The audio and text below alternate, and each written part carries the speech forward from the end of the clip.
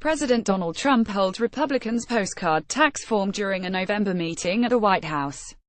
Evan Vuciat: the initial analyses of House Republicans' new tax cut bill are out, and they're not looking good for the middle class.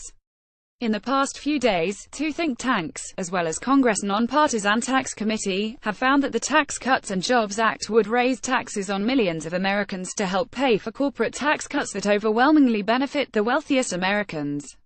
Even with 18% of households paying more to the government, the plan would still cost at least $1.5 trillion over 10 years.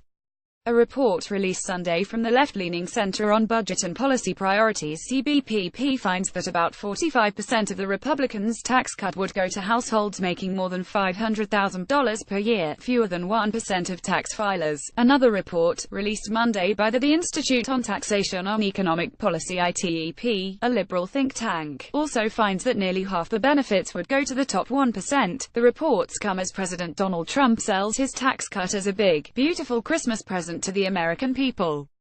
While it has been clear for months that the GOP's proposal will disproportionately help the rich, the new estimates are the first to use the actual text of a Republican bill, rather than the general framework GOP leaders released in September. Tax experts now have enough detail to project that millions of families would end up paying more in taxes under the bill. On Sunday, House Majority Leader Kevin McCarthy maintained that everyone in the middle class will get a tax cut.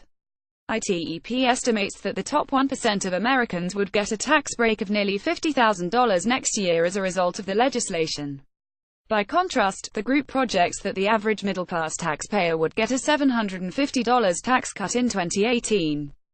That's partly because a new $300 per adult tax credit would still be in effect after the proposed credit expires in 2023. The official estimate from Congress' Nonpartisan Joint Committee on Taxation predicts that the average household making between $20,000 and $40,000 per year would actually pay more taxes. A preliminary estimate from the Nonpartisan Tax Policy Center came to similar conclusions, but it was retracted Monday evening due to an error in its analysis of the bill's child tax credit. The average middle-class family would still get a tax cut after the $300 credit expires, but not everyone in the middle class would benefit, despite top Republicans' claims to the contrary. In fact, ITEP finds that about 1 in 5 middle-class households would pay more taxes in 2027 under the House bill. The GOP plan would also raise taxes on about 1/3 of well-off households that fall between the 80th and 95th income percentiles.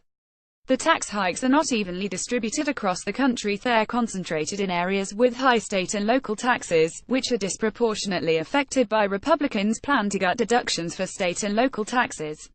In Maryland, for instance, ITEP found that 62% of these well-off families who aren't in the top 1% would pay more in taxes. At the same time, far wealthier Maryland families, those who do fall in the top 1%, will receive 93% of the benefits from the tax bill. Republicans are likely to push back against these numbers, but to do so, they'd be admitting their bill relies on deceptive accounting. Under the budget resolution passed by the House and Senate, Republicans can add only $1.5 trillion in deficit spending over 10 years.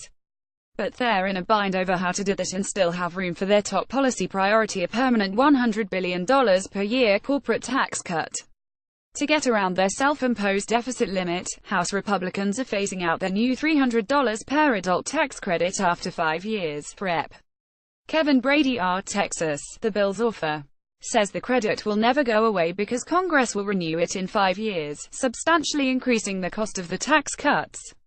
The $300 credit is likely to be one of the most popular aspects of the plan, and the bill's authors are counting on the fact that lawmakers will feel tremendous pressure to renew it when it expires. Critics of Brady's accounting gimmick, such as the Nonpartisan Committee for a Responsible Federal Budget, argue that a permanent $300 credit should be included in the bill's cost if Republicans plan to keep it indefinitely. David Kamen, a law professor at New York University who worked on tax policy in the Obama administration, writes that Americans should be so sure Republicans will extend the credit. When it expires in 2023, Kamen projects that the budget deficit will be $1.2 trillion per year, up from about $700 billion today. With such a high deficit, Kamen says Republicans may balk at the prospect of taking on even more debt.